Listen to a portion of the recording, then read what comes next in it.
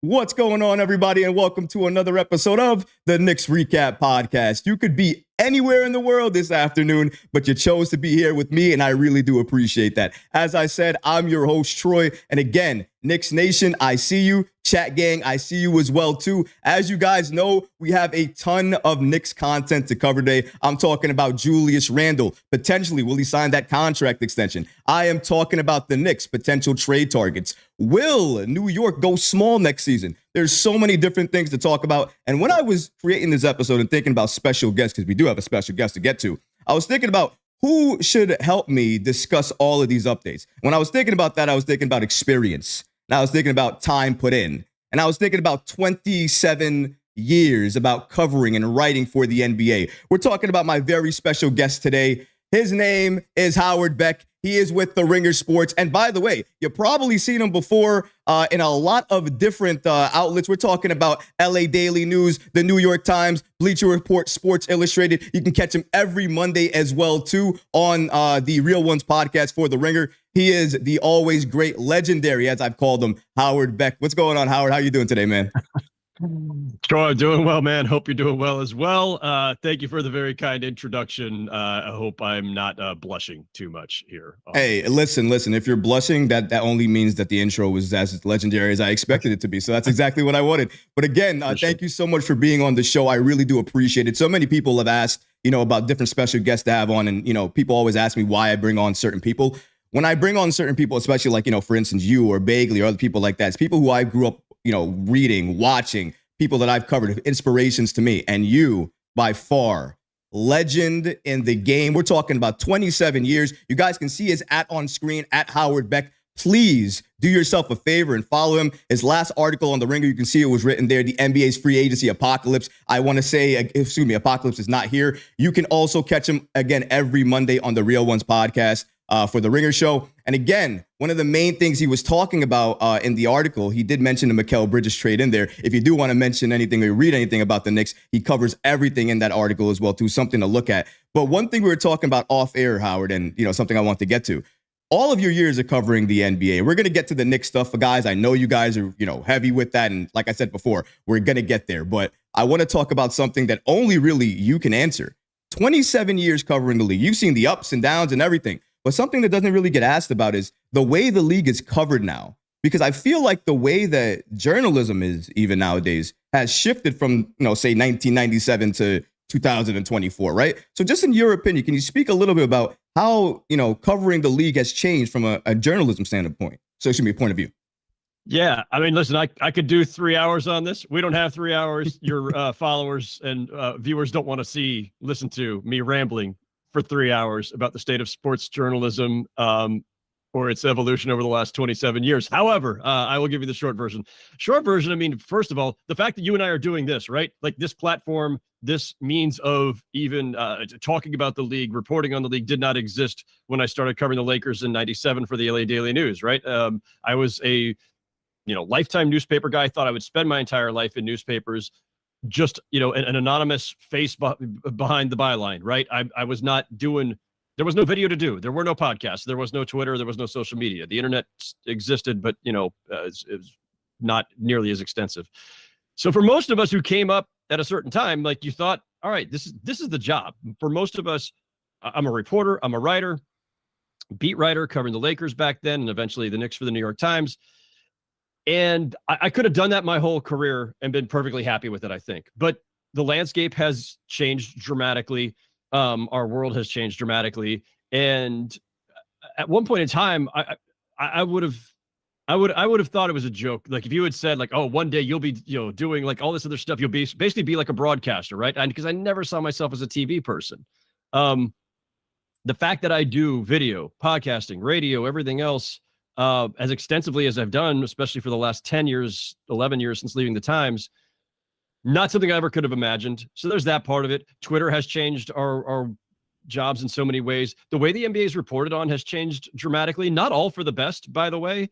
But I would say that the media ecosystem in 2024, it's broader, it's deeper, it's more diverse, it's more interesting, nuanced, like every single niche you want. If you're just obsessed with salary cap minutia, there are a bunch of people out there writing really smartly about the salary cap, way beyond what I even understand about it at this stage, because it's gotten very complicated. If you're just if you want to get into the granular details of the X's and O's, of the analytics, of sports science, of anything, like all that coverage exists now.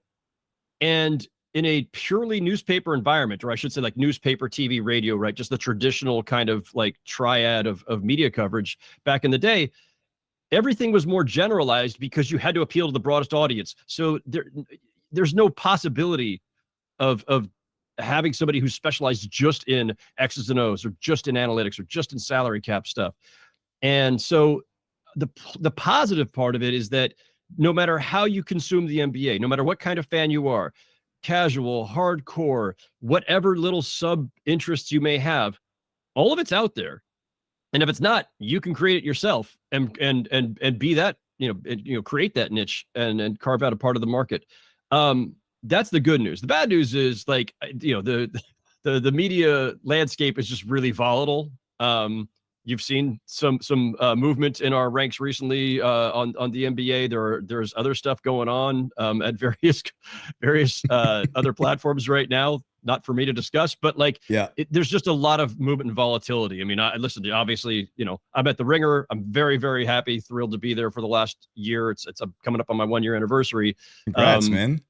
But thank you. But it was, little rocky ending at Sports Illustrated, where they, laid us all off, and it was a rocky ending at Bleacher Report, where they laid us all off. So there's the shortest version I can come up with of the media landscape question. But see, that's the thing, though. That's the insight that we can't get. I can't get that anywhere else. The only person who can really answer that question is you and anybody else who has about 27 plus experience years doing this. And by the way, that list is very, very short. So again, legend in the game. I want to say thank you again. For anybody who's listening or watching, I've said this to him personally, but I want to say it on air as well, too. Inspiration to me, the reason that I'm doing what I'm doing right now is because way back when I was a Knicks fan and I used to go scour Bleacher Report reports or go on Knick News and try to look for the New York Times, I would read Howard Beck. I would read the New York Knicks stuff he would write, and that would get me inspired to be more of a fan. So things like that help people as we are today. So again, I just wanted to say thank you so much for that.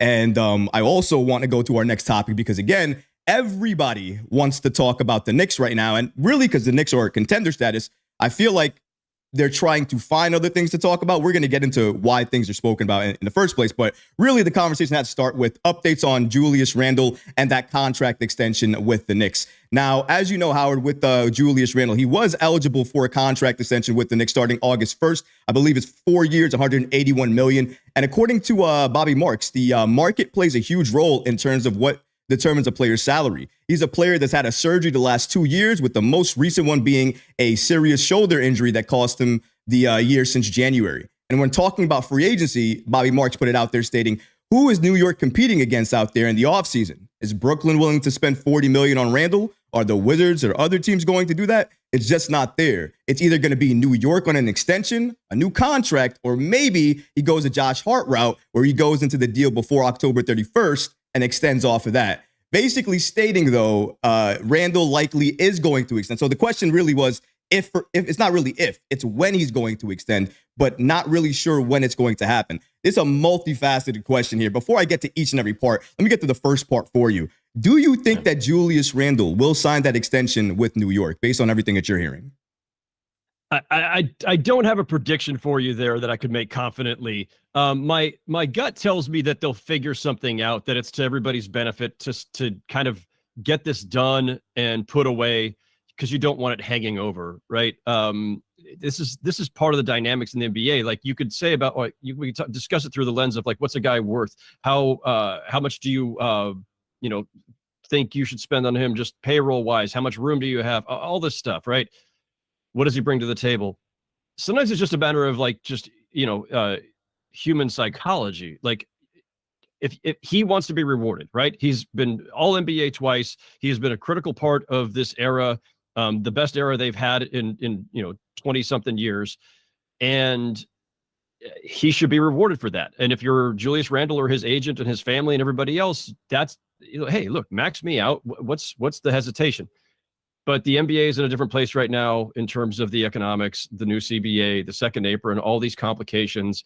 And so it's not that straightforward for the Knicks. And the factors that Bobby Marks outlined are the right ones, of course, to look at, because there's a market here. And if you're the Knicks, it's delicate, right? You don't want to go to Julius Randle and his representation and say, listen, who else you going to sign? Like you don't say it. Bobby Marks could say that. You and I could say that. You can't say that in a negotiation. You're not saying like, oh, hey, it's us or nothing. Where are you going to go? The Nets and the Wizards aren't signing you.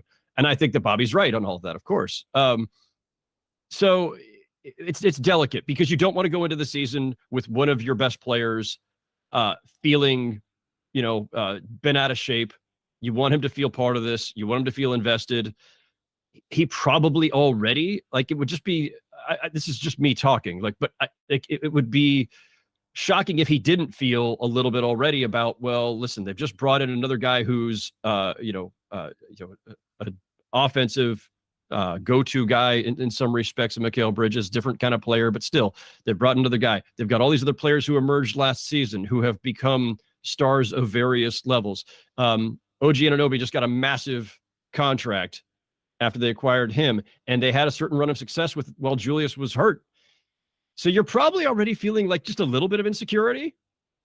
And so again, the psychology of this is important. I don't think you want that hanging over. So if they can find a way to get something done, maybe it's a shorter extension, maybe it's max number, but shorter years. Maybe it's below the max, but longer. I don't know. Maybe they find some kind of compromise just to show, look, we want you, we value you, and we want him to feel good about things going into the season, so that you don't have it hanging over. But it's also not going to shock me if nothing gets done at all, because I do think Julius Randle, in a vacuum, of course he should want and has earned a full max extension. And I don't know that it's wise for the Knicks to do it. I also don't think I'm not sure it's feasible, right? We don't need to get into all the mechanics of the salary cap and Right. second aprons and everything, but they've got 4 players making 20 plus million a year, or 20 plus million just this season. Next season, they'll have 3 guys making at least 30 or more million for a single year. And Bridges is also eligible for an extension, and you just gave up like a shit ton of draft picks. So Right. like you didn't trade all that stuff for Mikal Bridges just to like have him expire in a couple of years. Like, and he's eligible for an extension too. You can't pay everyone in different other eras of the NBA, different CBAs. Maybe you could afford to just keep spending. This CBA is designed to prevent, especially a team like the Knicks with all the resources they have, from just spending to the hilt. They can, like, it's possible. There still is not literally a hard cap, but there are consequences for being over that second apron. Yeah. And I don't know if the Knicks want to do that. If they extend Julius at the max, maybe they're saying, screw it. Let's just take the consequences. Right. And the thing is, everything's pointing to the fact that they're not going to sign that extension. You would figure with Jalen Brunson doing what he did, right, giving the Knicks this massive discount, all this flexibility, just thinking about how they would use it, just filling in the use of it with Julius Randle's contract right now, doesn't seem like it would make sense. And even for Randle, just thinking about it outside the box here, if I'm him and I'm thinking to myself, in order for me to get the most money, I got to show, not number one, I'm back, I can do it, and I can prove it where it matters the most in the postseason. I think if I did that, it'd probably maximize the amount of money that I would get. Would you agree with that? Yeah, and I think that there's a good case to be made for the wait and see approach on both sides, right? Julius, show you're healthy. The Knicks are, I think, certainly going to want to see too just how this team fits together now. Like, Randle and OG were not together for very long before the injuries hit. Bridges is brand new to the team. The team just evolved over the course of last season, and now obviously, we'll get to the center issues, but Hartenstein is gone, and so even though the core of this team is back and you could feel very comfortable about what their identity is, there are still some things to work out. What is the pecking order now in the offense with Brunson and Randle and Bridges and Anunoby, who's going to want, he's not a go-to offensive player necessarily, but, well, first of all, every NBA player thinks they're a go-to offensive player, but Anunoby's going to want to get his too. Yeah. So, Tibbs has his work cut out for him in terms of figuring out the rotation, making sure that everybody feels good about their role. We know that Randle has chafed in the past sometimes about role and shots and everything. So I think there's a good case to be made that if you can't figure out terms on an extension, can't come to terms. Play it out. See how all these pieces fit together. See if you really do think that Randle is a long-term piece. Maybe he's not. Maybe you decide that you should flip him for a more reliable center, given all of Mitchell Robinson's health concerns over the years and given the loss of Hartenstein. So I could see a playing it out scenario. Randle does have that $31 million option for next season. Mm-hmm. It's, if you take it as Bobby Marks laid it out, if you take it as a given that it's unlikely that anybody's going to scoop him up in free agency or max him out next summer, and that's an inducement for Randle to just opt in, then you've got time as the Knicks to figure this out. What do you think about the fit with Julius Randle? That's been the next biggest question, because now you have all these pieces. You have all the things that matter that could take you to the championship. Do you think Randle's fit is something to be questioned? Because he did mention on offense, potentially maybe there is a question of where he could be in that pecking order. I mean, it's interesting because I think at the time that Brunson arrived, Randle was the clear number one option in some ways, right? Like, this is the most skilled and accomplished offensive player you've got. And then Jalen Brunson turned into an MVP candidate. So there's that aspect of it. There's the bringing in Mikal Bridges part of it. There's the fact that Dante DiVincenzo just had a career season. You have so many different ways you can go with the offense now that when you ask what's the fit, I think it's unknown.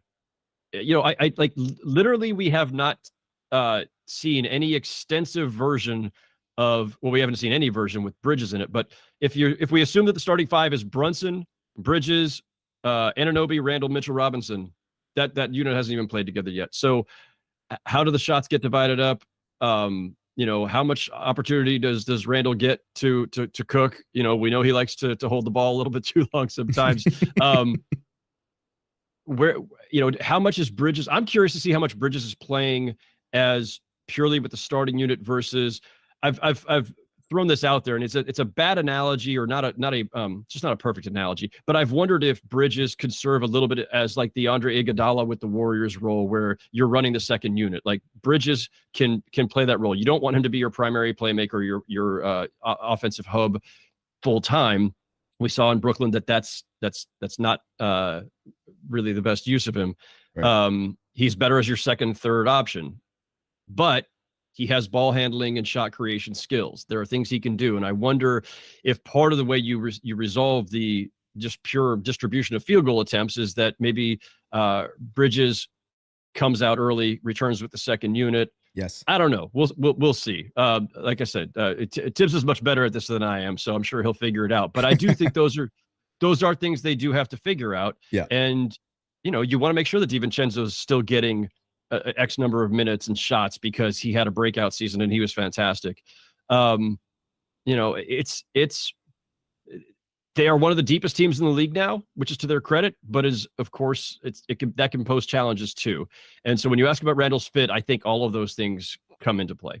One of the things that we're talking about as well too, right? We're talking about Julius Randle, his fit, which is great and all, and we could talk about that. And I think that over the course of the season, I think he'll make it work. If January was any indication, I know it was a very small sample size, it looked like he was playing within the flow of the offense, not forcing anything. If he can continue that and not really care if he's a number one some nights, number two some nights, and number three some nights, I think the Knicks are going to thrive. It's all about, like you said, the mentality, how you approach, that part of the game. The other part that the Knicks have been trying to achieve ever since the offseason when they made the Mikal Bridges deal is really the upgrade at the center position.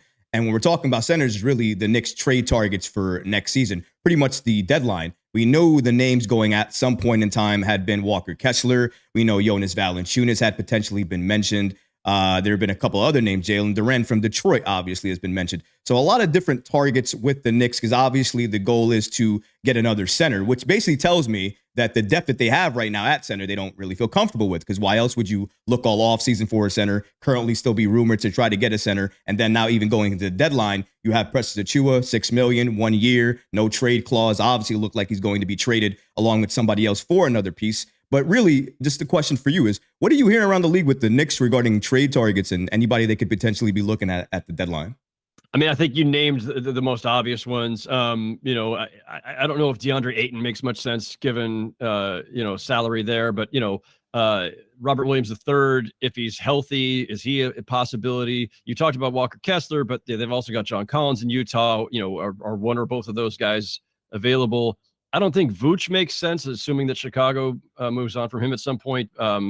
He's not. I don't think he's the right brand of center, and again, expensive. So you scan the league for centers who you think could be on the move at some point or be available, and there's not a ton of options. Valanciunas seems like the most likely one, and he's on a very reasonable contract. And I think the Wizards signed him purely for the purpose of saying, let's use our cap room, get to the salary floor, and have a guy who, he's not going to be part of their long-term plans, but he's an asset they can move later. But if Valanciunas, and he's not eligible for trade until December 15th because of signing the offseason deal. Right. When he becomes eligible, the Lakers are probably in that chase too, and maybe some others. So it could be tough. It could be tough. Like, I have no doubt in my mind that the Knicks are going to be scouring the market for another center. But it doesn't mean they're going to be able to find one during the season. I think it's going to be challenging. And, again, usual concerns, payroll concerns, trying to find the right trade. They do have, look, they've got plenty of pieces to move. They got a lot of guys on reasonable contracts. They've still got draft picks to work with. So they're very well positioned. But there's a scenario where they go through the season with the roster that we see right now. And hope that Mitchell Robinson can stay healthy and that Precious Achiuwa could give you some good backup minutes, and that you do a significant amount of Randle or OG at the 5. So that's the other thing with the Randle and OG at the 5. My concern, however, with that is that I've watched Tom Thibodeau for years, and I know he doesn't really do anything unless he's forced in the situation to really do it. Given the roster that he has right now, do you see a potential for him actually going small with Randle or OG playing some minutes at the 5? I mean, I almost think it's by definition like he has to, right? Like the only, aside from Mitchell Robinson, the only guy who's even 6'10" or over who might play is Jericho Sims, and I don't think Jericho Sims is really going to play. So now it's everybody is 6'8" and under. This is entirely after Mitchell Robinson. Everybody else who's a solid rotation player is 6'8" or under. So by definition, they're going to go small. Whether Tibbs likes it or not, wants it or not, I don't really think there's a choice. So, and the thing is, you lose maybe some pure rim protection and just size, height, reach, all that, but you've got so many long, strong, versatile, switchable defenders on the perimeter that there are other ways to slow teams' offenses down, right? Having somebody who can erase everything at the rim is nice, or deter guys from getting there.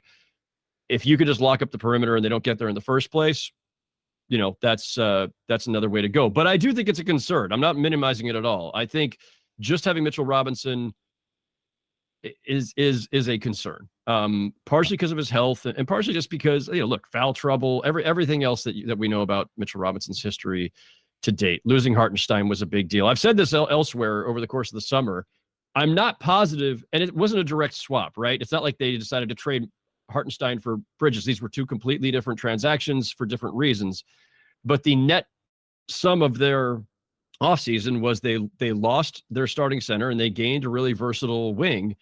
I don't know if it actually moved them forward. If they'd gotten Bridges and had been able to keep Hartenstein, they're absolutely better than they were last season.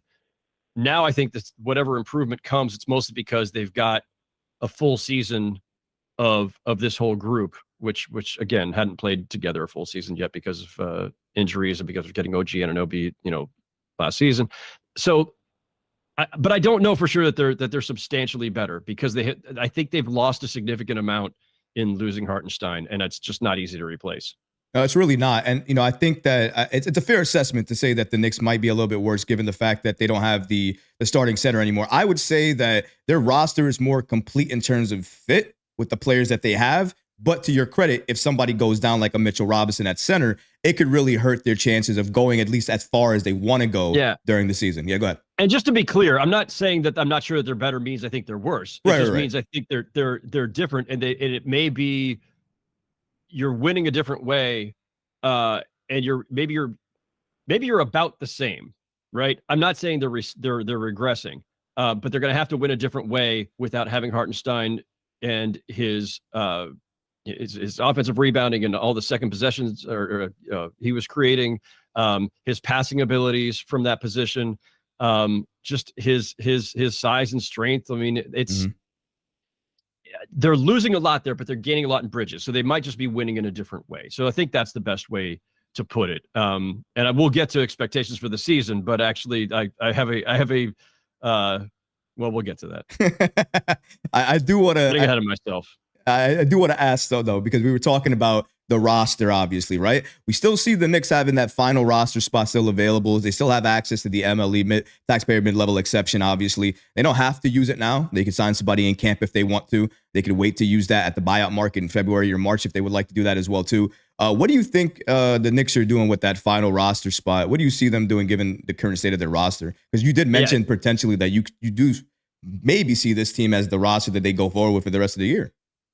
You leave yourself in this, in today's NBA with all the restrictions and all the consequences of second apers and everything else, you need to leave yourself some wiggle room. They've left themselves some wiggle room. So if somebody is worthwhile comes available via the buyout market, cool. They've got $7 million or so of wiggle room under the second apron.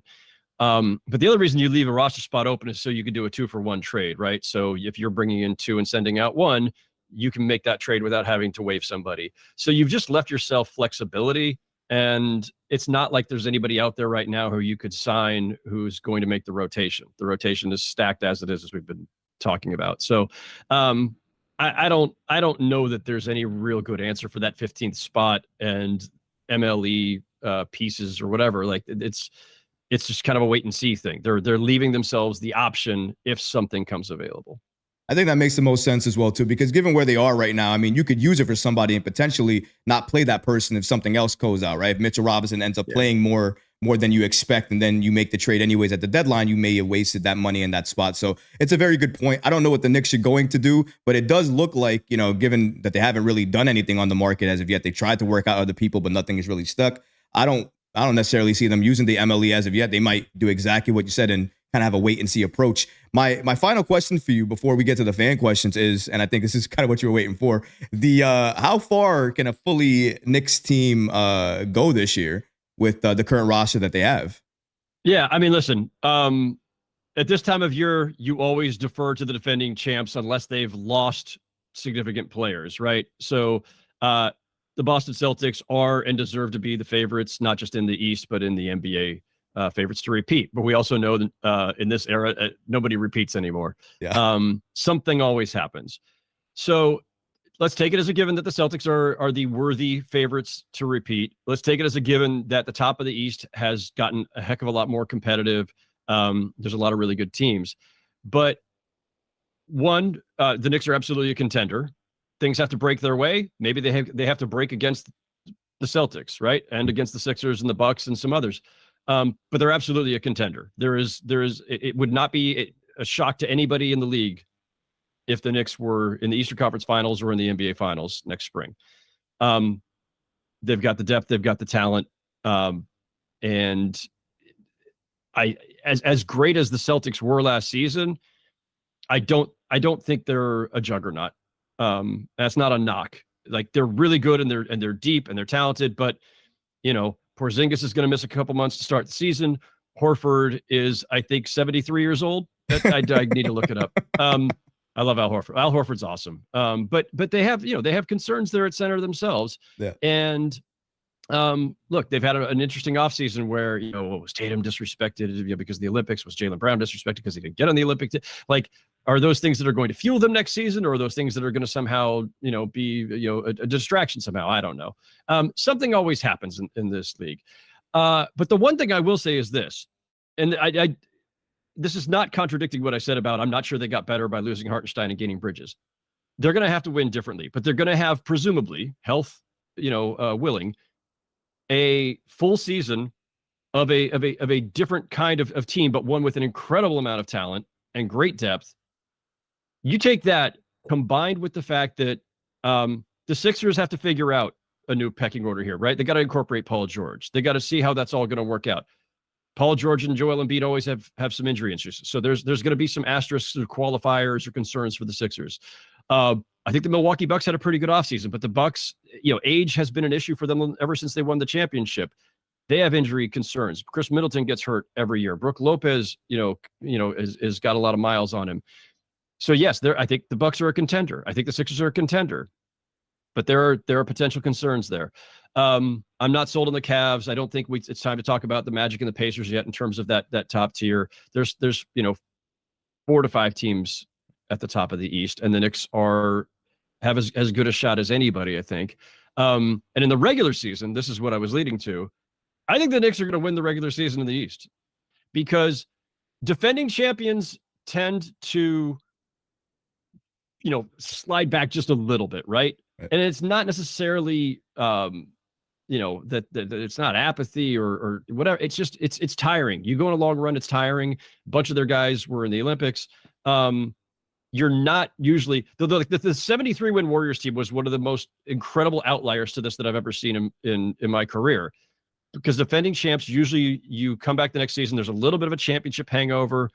You don't feel as the same urgency to be the top seed because you're the defending champs. What are you worried? Are you worried about winning a game 7 or some other critical road game in the playoffs? No, you already know it. You're the defending champs. You have all the confidence in the world. So the Celtics are not going to go pedal to the metal the whole season. The Sixers and Bucks we've covered, like they've got all their concerns. But what do we know about Tom Thibodeau? He treats every single game like the fate of the universe depends on it. So we know the Knicks are going to try to win every regular season game. We know they're never letting up. And you take that combined with their talent level, their depth level, and the qualifiers I just mentioned about the other contenders in the East. I don't think it's crazy at all to think that the Knicks are the top seed in the East. It doesn't mean I'm predicting them to go to the finals or even the conference finals. Things happen, upsets happen, injuries happen, whatever.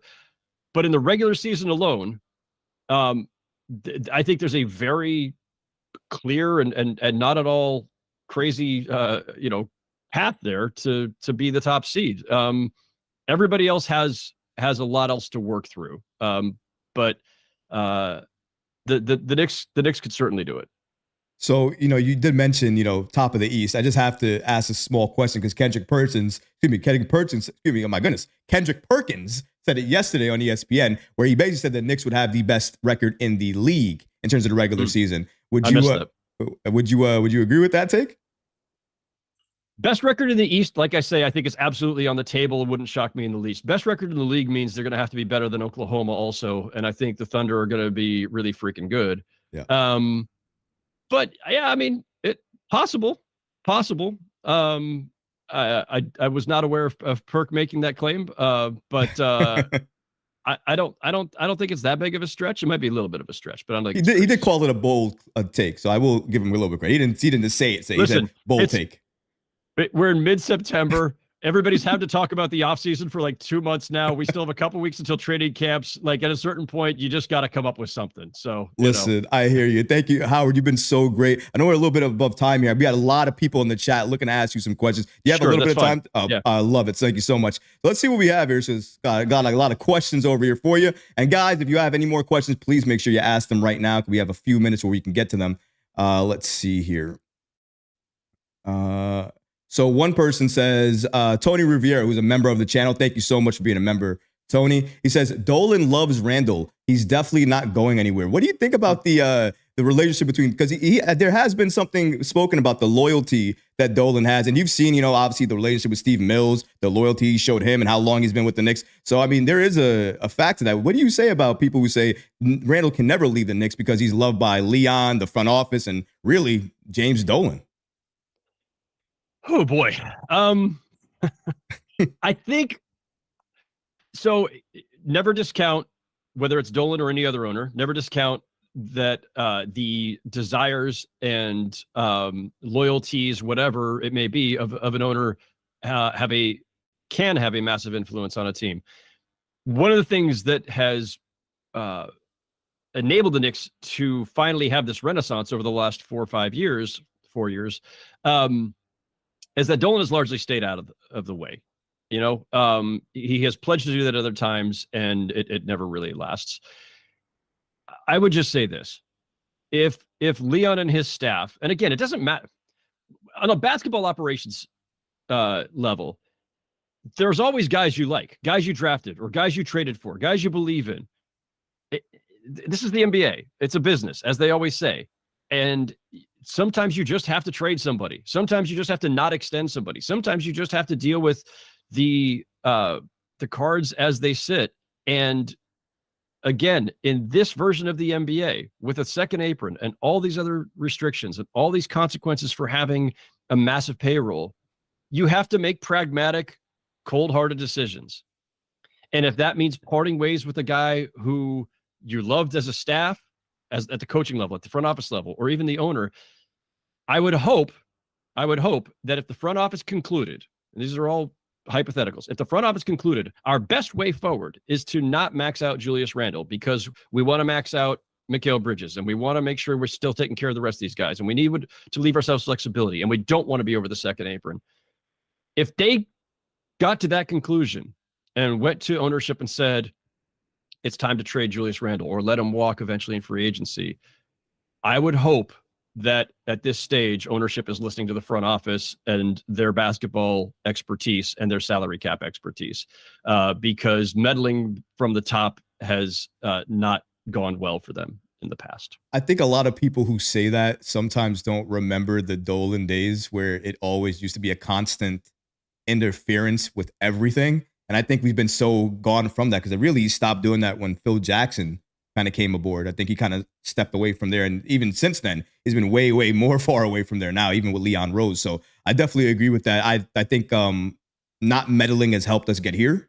So why ruin a good thing, right? So I definitely agree where you're coming here. But I will also say, and there's a story I wrote on The Ringer back in the spring about this Knicks renaissance and about all the things that they have done right to get here. Mm-hmm. And toward the end of the story, I quote some people, and yes, these are folks are anonymous. It kind of has to be, but these are people with very close ties to the franchise who basically said, yeah, you're always kind of looking over your shoulder, waiting and wondering, when, and it's not saying it's going to happen. It's not an inevitability, but there's always a concern with this franchise, given Dolan's history, that at some point he might meddle again. So, but that's in the story I wrote back in the spring. And yeah, like people who work there or have worked there in recent years, I'll just say this. It's to Dolan's credit that he has not meddled in basketball affairs in the way he once did to their detriment. It doesn't mean that he's not still meddling in a lot of other areas there that fans would never see. I'll just leave it at that.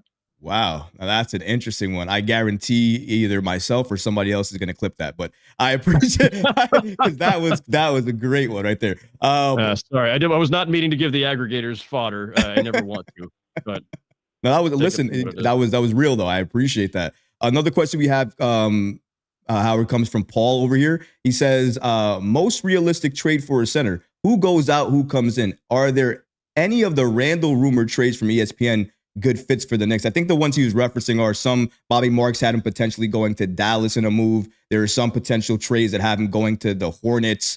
I believe I read one today that had, I believe him going to the I forget who I don't remember. There's so many different trades for Randle. I don't remember the exact ones, but there are a lot of potential trades right now going on about Randle. I think, again, the reason that happening is because he's not extended. So when you're not extended, it really leads to the other conversation. Go ahead. But those, right. And to be clear, like those are, if I'm recalling correctly, those are all like just doing the exercise. So these are not like, we need to make a distinction. This stuff gets blurred a lot. Again, you asked at the outset of the show about, the changing media environment.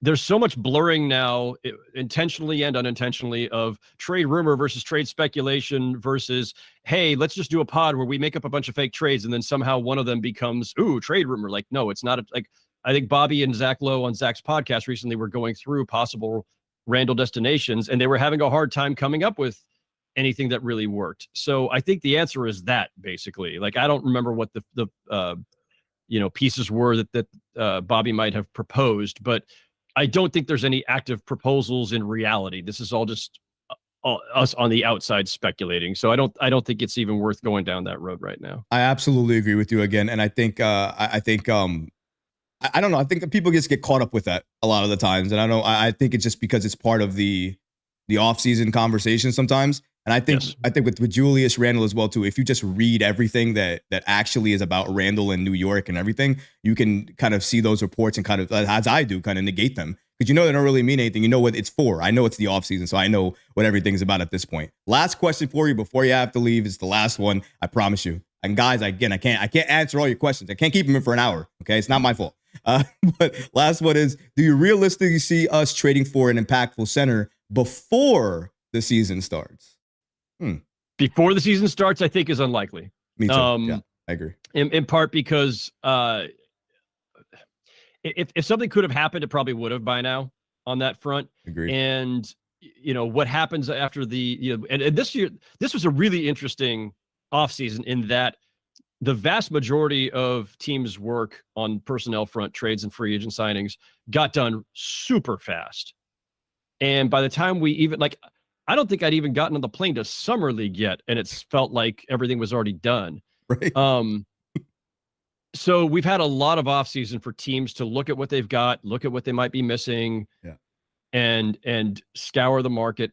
If something hasn't happened by now, it's probably not happening on the trade front. And then by just when December 15th hits and all the players who were signed in the offseason become trade eligible, it loosens up the market. So even if you're not targeting somebody who signed a deal and isn't eligible yet, it's just the market itself gets looser because there's just more players in play. More teams feel like they can construct a deal. And if you needed to involve a third team, that kind of stuff.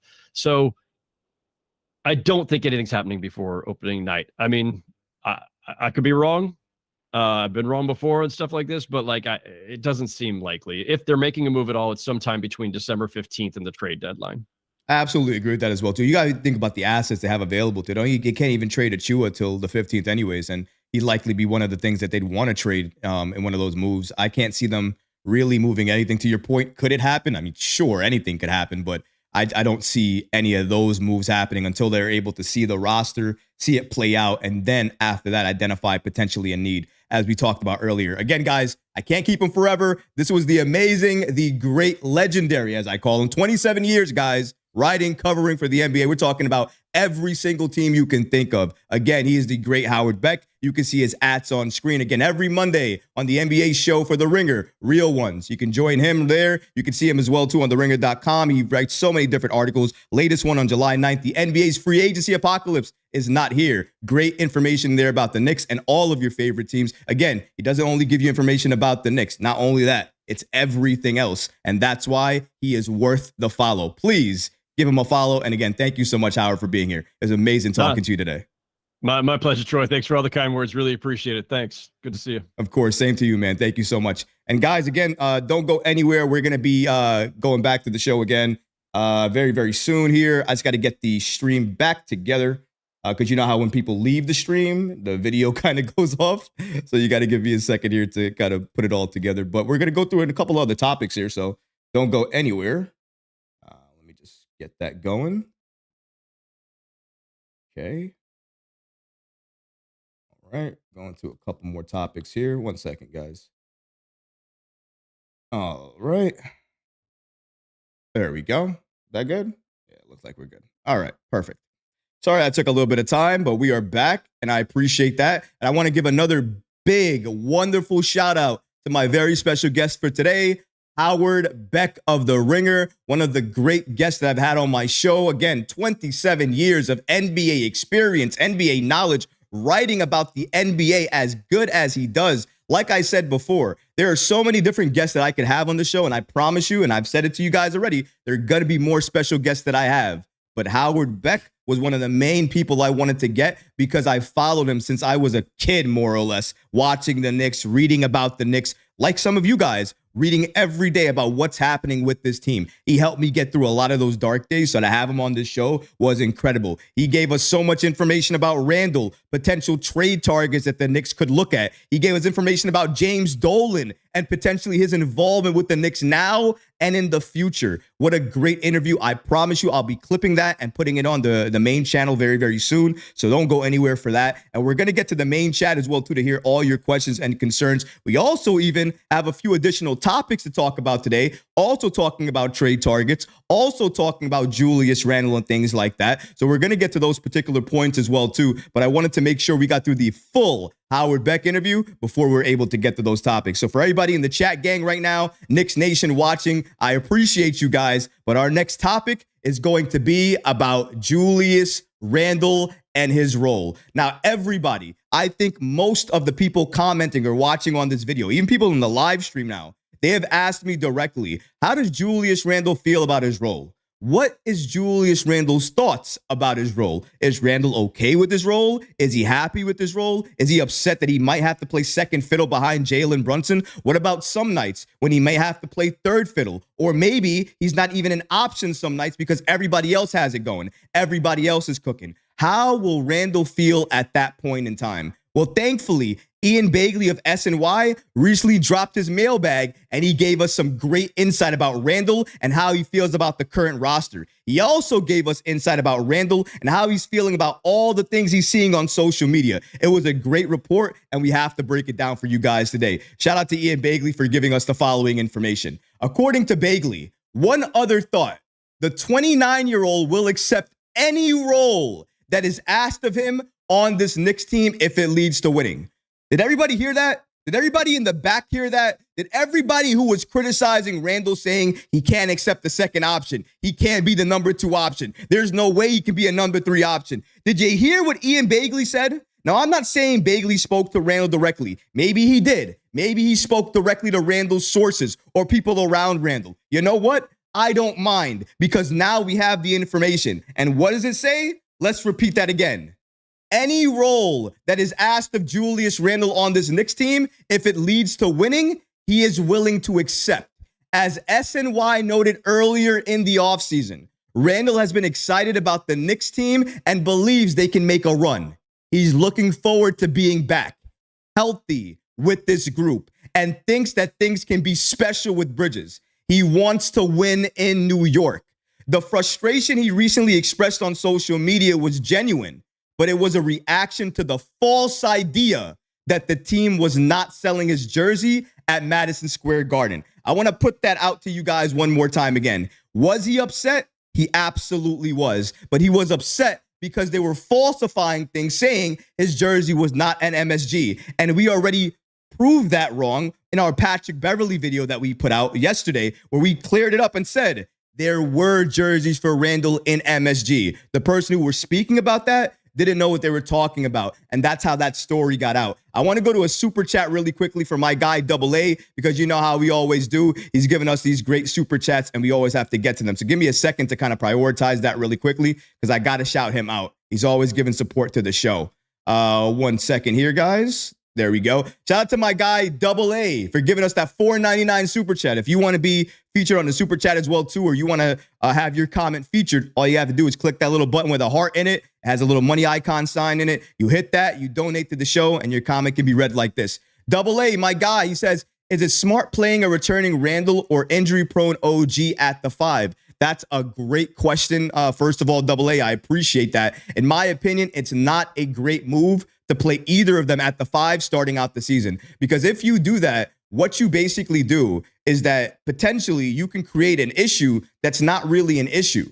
And I don't want to have Julius Randle potentially get injured or OG Anunoby potentially get injured because they're playing out of position. Let's not do that right away. Unless we absolutely need to do it, let's go ahead and try to avoid doing that until these guys have a couple of games underneath their belt. They have that experience back. They make sure they can take contact without having to go to the bench or having to experience any pain or any injury or discomfort like that. That's what we have to look at and talk about right now. So I appreciate the comment, Double A, and thank you so much for the support. But I want to go back to that Julius Randle situation and, again, his role. That's been talked about basically since the beginning of the offseason after the Knicks traded for Mikal Bridges. What was Randle's role going to be? And was he going to be okay with it? And so many people criticized him. So many people thought he was not going to be okay with the role. But now, according to Ian Bagley, we basically are hearing from Julius Randle, or at least sources close to him, where we're saying here that Randle is excited to play with this Knicks team. He's excited. He wants to play with this Knicks team.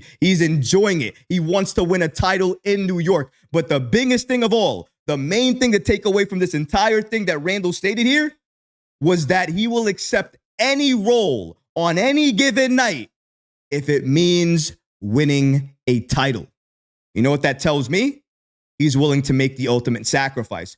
Who else is willing to do that? Jalen Brunson. Who else is willing to do that? Mikal Bridges. Who else is willing to do that? OG Anunoby. Who else is willing to do that? Mitchell Robinson. Who else is willing to do that? This entire Knicks team, our entire roster, is willing to sacrifice if it means winning a championship. Since when did that roster not include Julius Randle? Please stop including this man in all of these trade proposals. Please stop including this man in all of these trade insane proposals. Stop talking about his fit like you don't understand where he belongs in New York. We all understand it. It's clear. Julius Randle is meant to play basketball in New York. If Jalen Brunson was born to play basketball, then Julius Randle was meant to play basketball in New York City, in the Mecca, in MSG. He deserves his respect, and as the reports already indicate, he wants to win here. What else does he have to say? What else does he have to do? What other reports have to come out for everybody to understand that all he wants to do is bring a championship to the Knicks, to break the drought? Ian Begley said it in his mailbag. Who started all of this? Who got us here? Who was one of the major first free agents that's still part of this group right now to still be part of us? Julius Randle.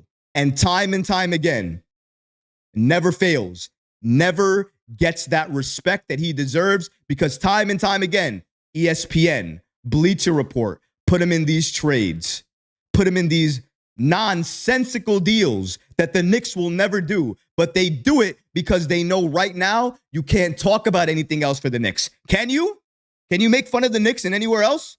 Can you say we're not a championship contender? No. Can you say Jalen Brunson's not a superstar? No. Can you say our players don't sacrifice? No. So what else are you going to do? You're going to go to the lowest hanging fruit, the one that you know you can go to because the contract extension's still not signed. Oh, well, Randle may not know his role. Randle's fit is in question. Well, next season, he might be upset playing the number 2 role. There's nothing saying that Randle's going to be happy playing that role. Is there? Well, newsflash, now there is. Thanks to Ian Begley, as he's noted, Randle will accept any role. He is happy to play with this Knicks team, happy to play with this current roster, and wants to win a title, break the drought, and do everything it means to win in New York. If that's not saying how he feels about this city, the sacrifices he's willing to make to win a championship, the leadership it takes to do that, to say that when this used to be your team and it's not your team anymore, and you're going into the season knowing that, and you appreciate that, you're happy with that, because you know now you have help to do everything they say you couldn't do. Randle can't play in the postseason. Randle can't win. Well, Randle has never been surrounded by this level of talent before until now. Watch, wait, and learn. Randle is going off this year. And this exact statement is why he doesn't care if he's number 1. He doesn't care if he's number 2. He doesn't care if he's number 3. He doesn't care about his role. He just wants to win. And whenever a player that's the player level of Randle gets into that mindset, gets into that type of level of mentality, there is no stopping you. There is never an off switch for you. That's the Randle that we got right now. Another thing to talk about there that Begley was stating. He stated, in his opinion, the topic about Randle, him being extended with the Knicks, being traded or anything like that, it doesn't matter about my opinion, your opinion, or anybody's opinion. It's irrelevant because the only opinion that matters here is Leon Rose. If Leon believes that the Knicks can win a title with Julius Randle, then Randle will be here for the foreseeable future. And he also noted this. We noted in July that a contract extension was not at the forefront for either Randle or the Knicks. That remains the case today, less than 3 weeks from the start of training camp. Regarding the extension, I'm not sure what would change between now and the start of the season to get a deal done. So it seems as if both sides are prepared to go into the year without an extension. So if everybody wondering, is Randle going to sign an extension? Probably. He might sign an extension, and I think it's going to be at some point in time with the Knicks. But guess what? It's not going to happen now. And according to Ian Bagley, and it looks like he just checked. Looks like he just checked on this. So it's a recent report. It's still not at the forefront of Randle or the Knicks' minds. They're not thinking about it. So the only thing they're thinking about right now is being healthy, fully healthy, with a fully healthy roster going into the season, winning a title, and breaking the drought. And if that happens, everything else will work itself out. Especially Randle knows this more than anybody else. And if Randle bets on himself, and he does this without going into the year signed to any deal, not only do I predict a monster year from Randle, but that is how you increase your value by doubling it or tripling it, depending on how you perform in the playoffs and the regular season, and how you show you can overcome these injuries. Randle has the perfect opportunity to do that right now, the perfect roster to do it with. And according to Bagley here, things are still the same. Where's Julius Randle on the contract front? The same. Does Randle want a contract extension? Maybe, but as of right now, it's the same. It's not at the forefront of his mind. He's not thinking about it. Knicks are not thinking about it. Nobody's thinking about it. Who's thinking about it? Everybody else. Not Randle. Not the Knicks. Not anybody else on that roster. It's all of us. It's me. It's you. It's ESPN. It's Bleacher Report. It's all of these outlets talking about Randle, talking about his extension. We don't need to talk about it anymore. Julius Randle is going to remain a Knick, number one. He's not going to be extended, number two, for right now. Number three, he's going to get that contract extension with the Knicks likely next off season. But that's what we're looking at here right now. And that's perfectly fine. And guess what? This hasn't changed anything. Our reporting from a couple of weeks ago said this exact same thing. Said this is exactly where the Knicks and Randle are. And lo and behold, a few weeks later, nothing has changed. The Knicks and Julius Randle, by all intents and purposes, are at the exact same spot with regards to this contract extension. Nothing has changed. Nothing will change. He'll go into this season without signing anything. And then come this next offseason, that's when we can talk about Randle signing that extension or signing a new contract with the Knicks, because that's when it's going to be relevant. Right now, it's not relevant. I appreciate you guys, though, and everybody in the chat. I see you guys are going off. I want to get to you guys and see what your guys' comments are and what you guys have to say. So let's do that really quick before we go to the next topic that we have today, because we do have another topic. For anybody who's waiting or wanting to know what that topic is, it's about the Knicks and their potential center options that they have. So we're going to be discussing that and everything that has to do with that. So definitely stay tuned. You're not going to want to miss that. But let's go to the chat real quick and see what they have to say. So shout out to the chat gang. Going here, let's see. Mothman says, James, you're a Nets fan. Explains it. Same person that probably said Brunson sucked. LOL. Net fans don't know anything about winning. You guys had 4 Hall of Fame players and didn't win a thing. Okay, James, I can't have you causing problems during the live stream again, all right? You know, we're going to have to, all right, James. All right, James. It's over, James. It's over, James. I can't even give you a chance to not do anything before I have to give you a timeout. You know, that's crazy. I don't know what to do with you anymore, James. I mean, I really don't know what to do with you. I give you a chance. I give you a chance every stream to try to do good. And you take my kindness and you just throw it on the floor. And now look what happens. Now you made me give you a timeout. It's not my fault. Can't like I can do that. Even Best says, love the show. Bol. If you're talking about getting the Knicks getting Bol, I don't think they're going to get Bol. If anything, I think he's signed to a contract right now. So I don't know if they're even able to get him. I don't think he's a free agent or anything. Mothman said, see ya, James. Listen, man, I don't like to do that. I don't like to give timeouts to anybody. But you can't come into a Knicks stream talking Jalen Brunson hate. You're talking Jalen Brunson hate to me?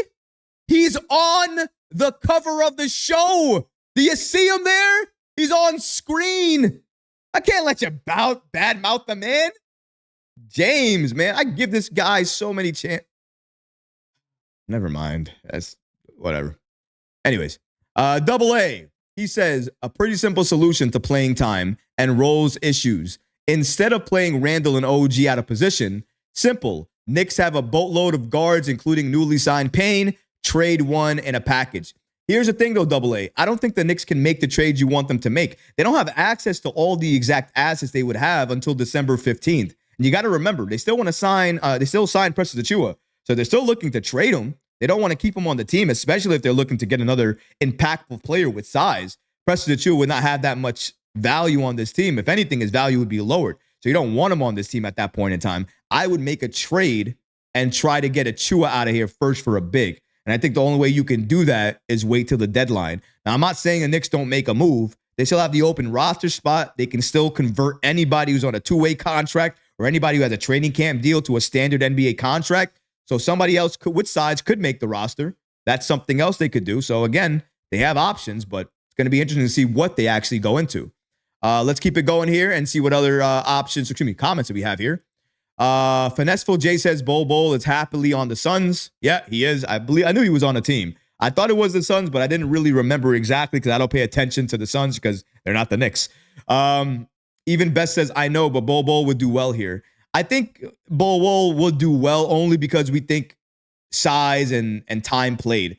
You got to remember, he still does a lot of things that are pretty bad. I mean, his hands are not really great. His hands are not the greatest, right? I mean, he can shoot kind of. He can do things kind of well.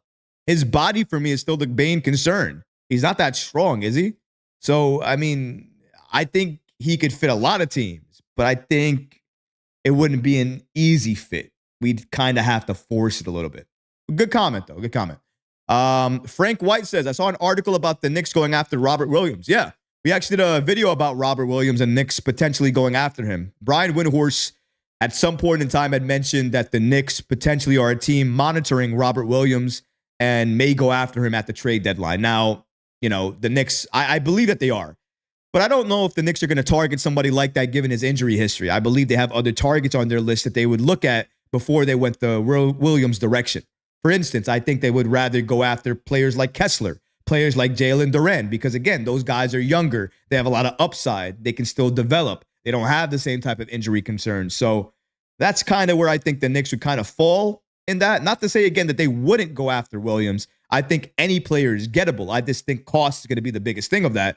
And I don't know exactly what the Blazers are going to want to get back for him because they know he's an impactful piece, but they also know that his injury history drops his value. And the Blazers already have, you know, Donovan Clingan. They have a guy already that they need to develop. So I don't really see him getting a lot of minutes there either. It's going to be very interesting to see what the Blazers do. I do see a trade happening. Well, if the Knicks are going to be the one to pick up that deal, it's anybody's guess. But good comment, though. Let's see. Double A says, we need what Julius Randle brings. A guy you can drop the ball down to in the paint and cause issues for the other team. And now he will find himself in single coverage. He deserves to stay. Hey, listen, man, Double A, I agree with you. I think that Randle absolutely deserves to stay. I've been preaching that for the roof, basically, for the entire time during the offseason. People have been battling me, telling me that Randle doesn't have a role. Randle can't fit anymore. Randle can't do this. When I've been telling them back that Randle has the best roster around him now than he's ever had before. This roster and their dynamic complements Randle better than any roster in the league could. And the fact that he has time put in with this team and he's built chemistry with them so he can find them on the low block and he can make sure he finds them in the corner for the passes. I mean, that's what you want from Randle. His skill set is maximized now. So again, I don't know what people are really trying to say about Randle and trying to trade him or he's not a good fit or he shouldn't be here. I feel like those people really don't watch the Knicks and what we've been doing. I feel people are thinking Randle the same type of player he was when we were playing the Hawks in the postseason that time. And he wasn't that same player when we were playing Miami that time. He's not that same player today. He's not going to be that same player when we go in the postseason this year. He's different. We have to give him his credit. He's changed. And I think a lot of people don't understand that about Randle. He is embracing the fact that he can play on a stacked roster and be number 2, be number 3. The only people who think he has an ego is everybody else. The Knicks clearly don't think he has an ego. And Randle basically said himself, he doesn't. He's excited. He's excited to play with this roster. Now, some people will say, well, he has to say that. Does he? Does he have to say excited? Does he have to say anything? Could he say, I'm just ready to play? He could have said that, right? Why did he go the extra mile and say excited? Why did he say, I want to win in New York? Didn't have to say those things. He said those things because he means it. It matters to him. And if he wants to win in New York now, then what does that say about before he wanted to win then? So that means even during the toughest of times, he wanted to stay. And I don't know about you guys, but I like to reward the people that have always stayed and continue to look to stay on this team. And Randle, every single time, has looked to do that. Never once have I heard about Randle requesting or even attempting to look for a trade. That's not in his blood. I like players like that. Last comment, and then we are going to the last topic I think we have for today, and then we're going to go to the chat. Let's see here. Tony says, we need to let the Knicks cook until February, and then we can see what we really need. Thank you so much for the chat. Chat gang, you guys have been amazing today. I love all of the communication that I had from you guys. We're going to go to you guys a little bit later on in the show after we get through this last topic, but I wanted to, just go with Tony's comment there.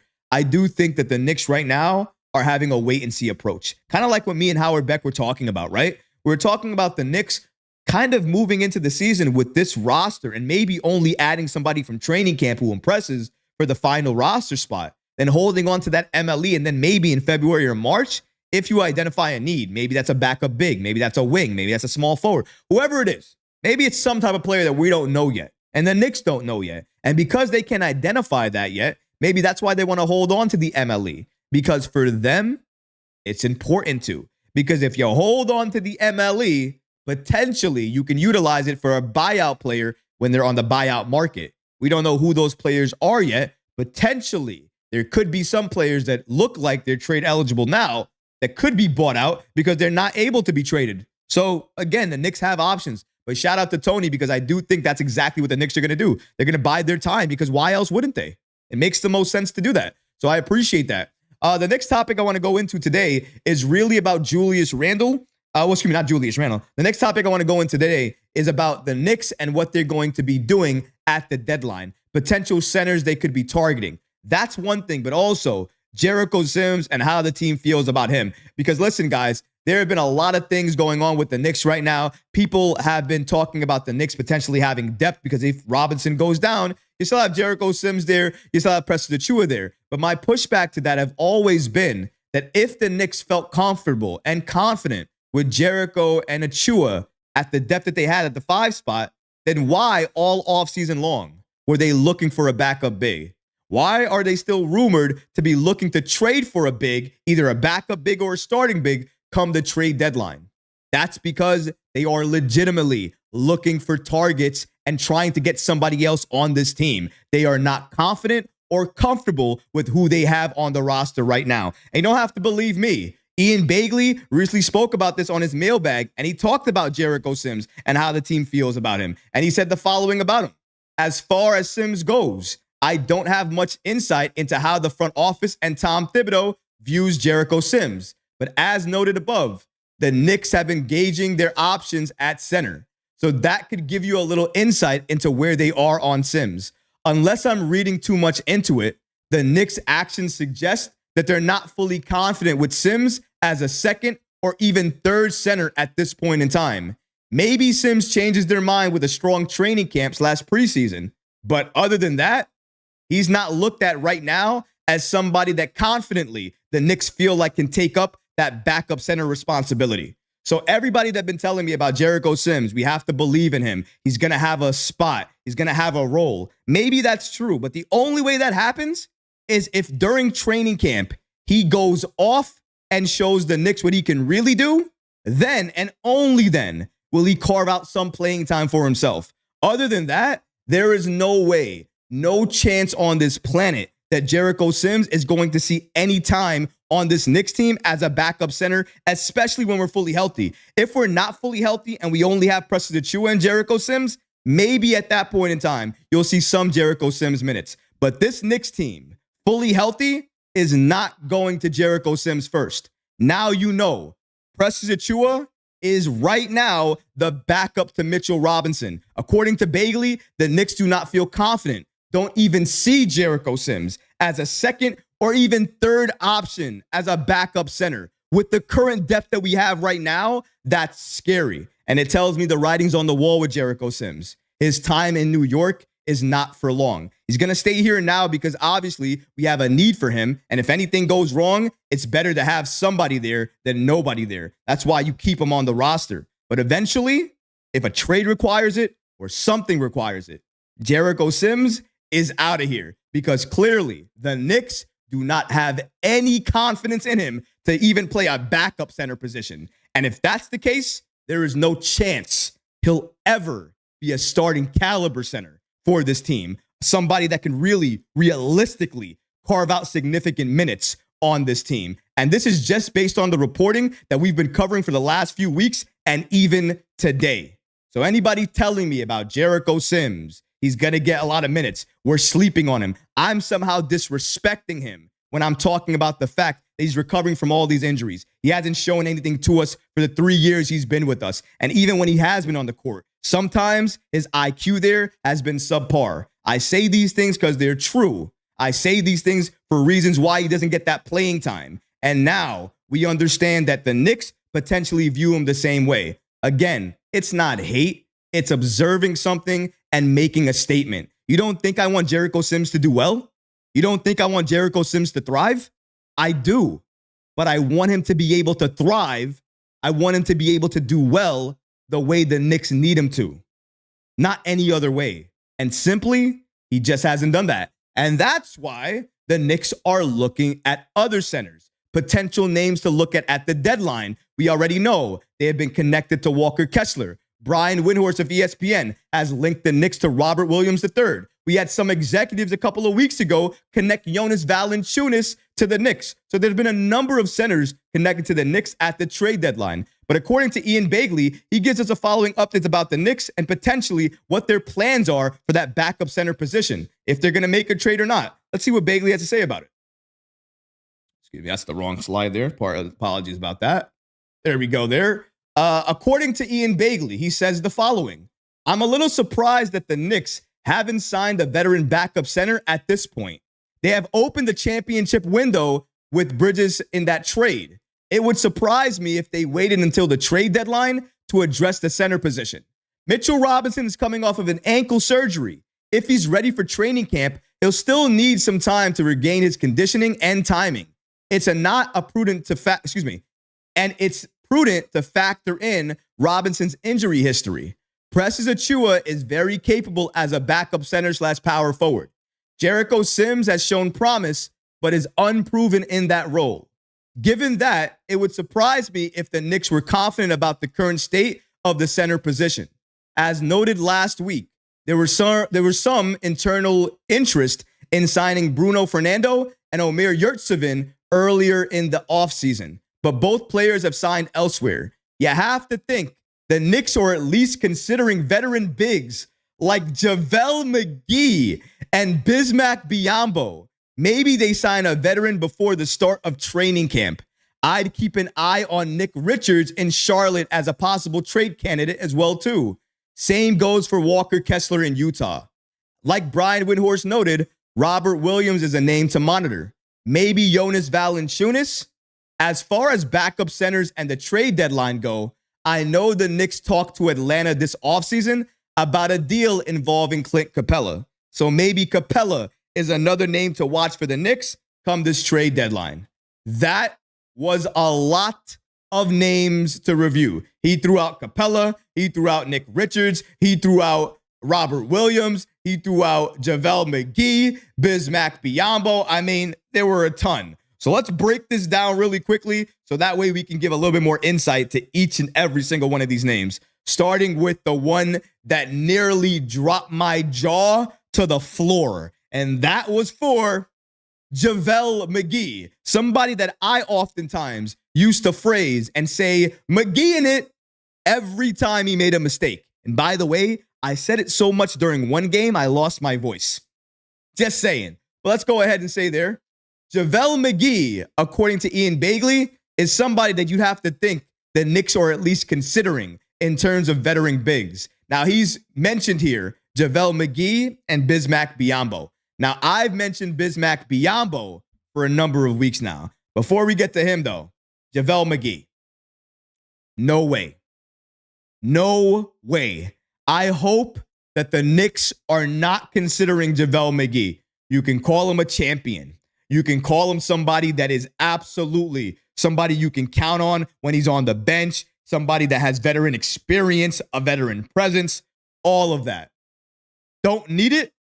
Don't want it. Don't require it. JaVale McGee is not rostered for a reason.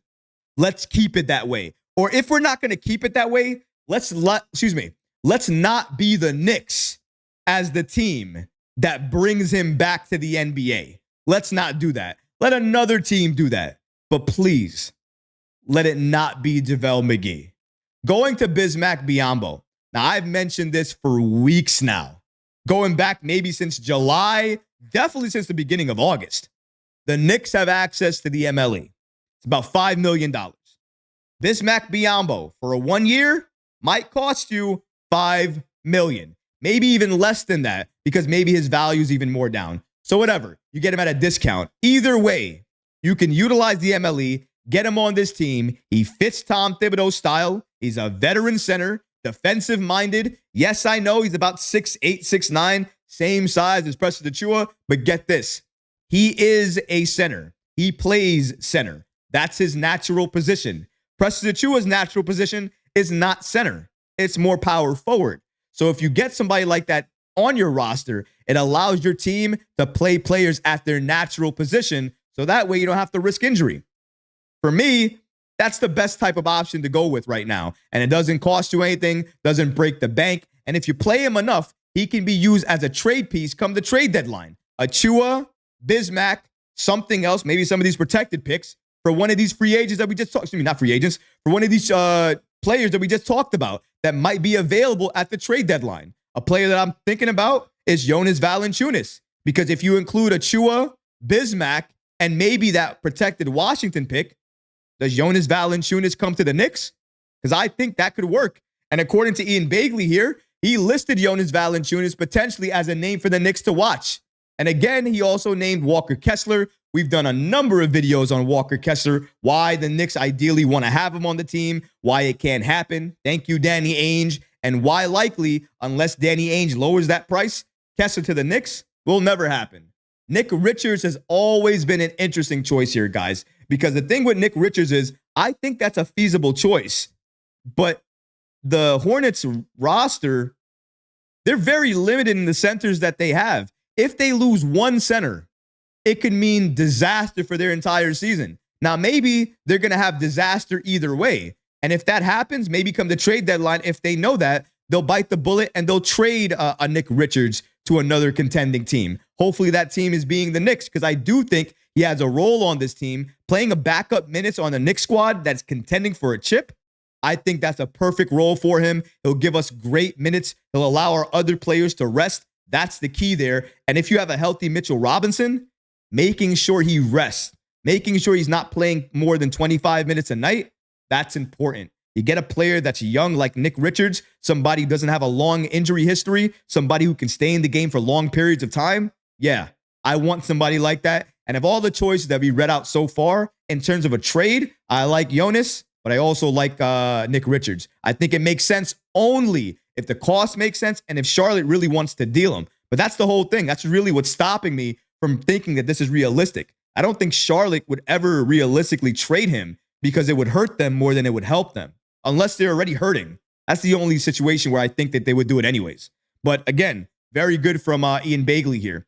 And he does mention Robert Williams, a number of videos you mentioned about Williams, the fit, the injury concerns. Definitely watch those videos if you haven't done so already. But the last name he mentions here that I want to talk about, Clint Capella. Clint Capella is a very interesting name because potentially you can say the Knicks could target him for a trade, right?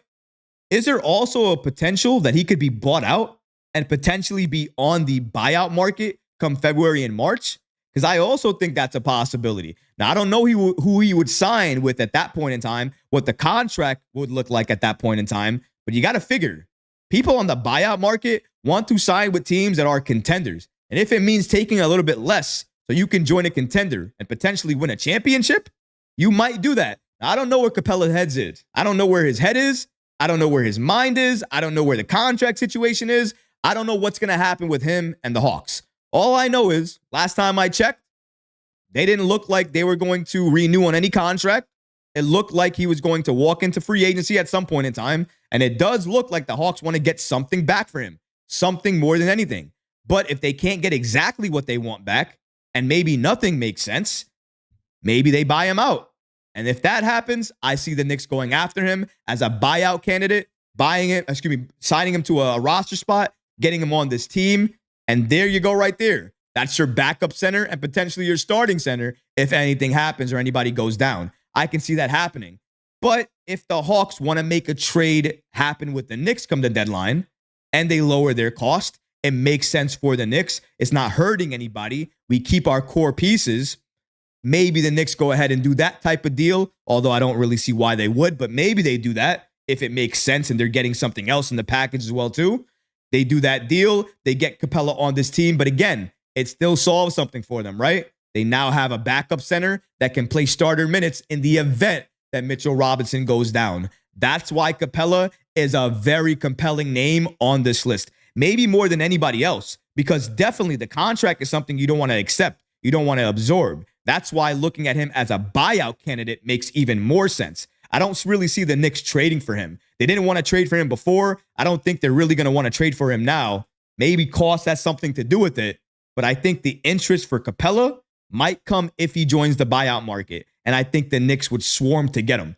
That's something to consider. If the Hawks lower the price on a trade, maybe they consider that as well too, them being the Knicks. But a lot of factors here regarding who the targets are for the Knicks at the deadline. To break it down for you guys again, JaVale McGee, Bismack Biyombo, two guys you can look at in terms of free agents. Nick Richards, Walker Kessler, Robert Williams, Jonas Valanciunas. Four names you can look at in terms of potential trade options. Another trade option and maybe buyout option. Maybe the only option like that on this list is Clint Capella.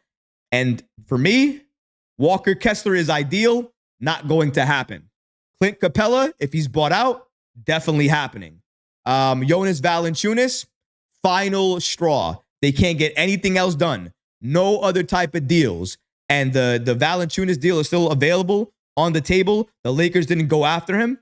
I think the Knicks have enough to get that deal done and get Valanciunas on this team. Valanciunas might be the most realistic, honestly, apart from everybody else on this team. But the buyout market can change that, especially if Capella's name reaches there. But at least these are the articles and the reports that we have today. I hope you guys enjoyed today's episode with our special guest, Howard Beck, who gave us so much great insight, especially the James Dolan situation. Did you guys hear that? That potentially James Dolan might be involved in things that we might not know. He might be involved in things that might not be talked about right now, might not be considered right now. And I didn't even think about that.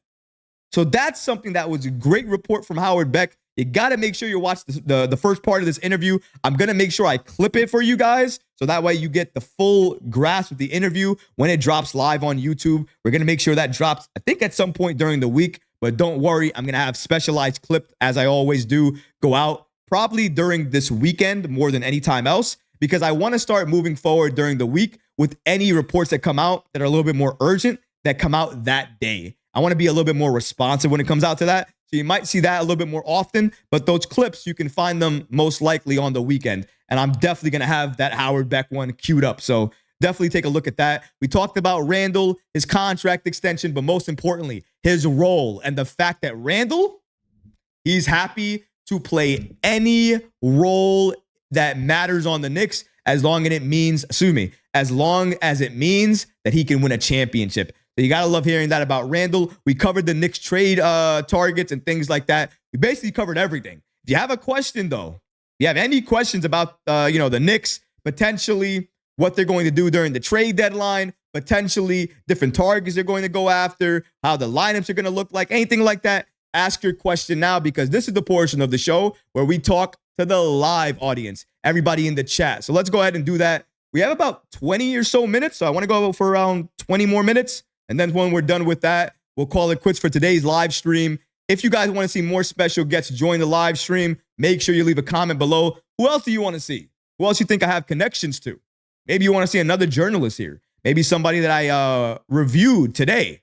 Let me know in the comments, guys. I'll try my best to get different guests on this show. But like I said, definitely stay tuned, because if you thought Howard Beck was good, I promise you, we have so many great other guests to get to. So definitely keep your eyes out on that.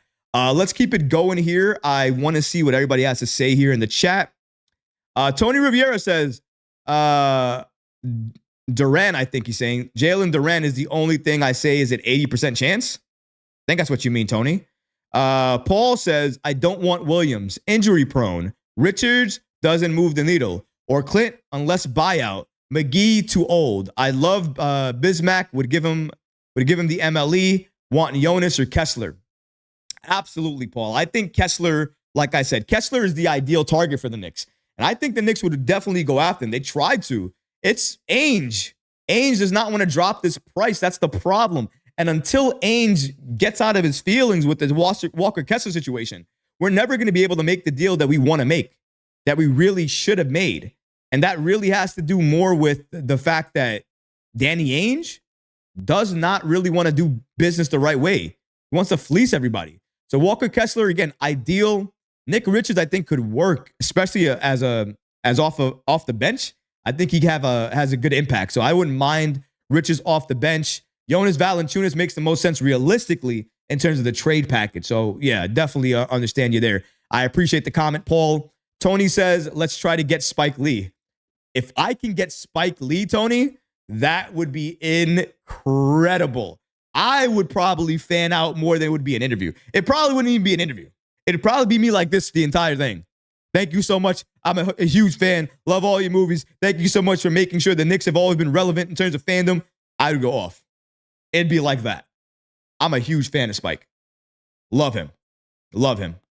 Hope and pray, guys. Hopefully you guys can put that positive energy out there. And who knows? Maybe somebody he likes is watching and they send him the clip, and you never know. Anything can happen, right? But I am looking for some very key special guests. You guys are going to see who very soon. Can't wait to show you that.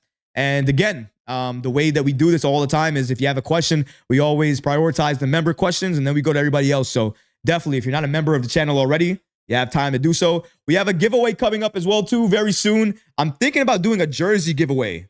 So maybe we do a jersey giveaway very soon. Again, as you know, giveaways are only for the members of the channel. So all the members, like my guy Tony, who's in the chat, D-Block sometimes in the chat, those guys, they're already qualified for these giveaways. They don't have to do anything. All they have to do is continue doing what they're doing, watch the show, and then soon, when we announce who the giveaway gets to, they'll see who gets that great jersey. I'm not sure what jersey it's going to be yet. I might run a poll for that and see what jersey you guys might want me to kind of purchase for the giveaway.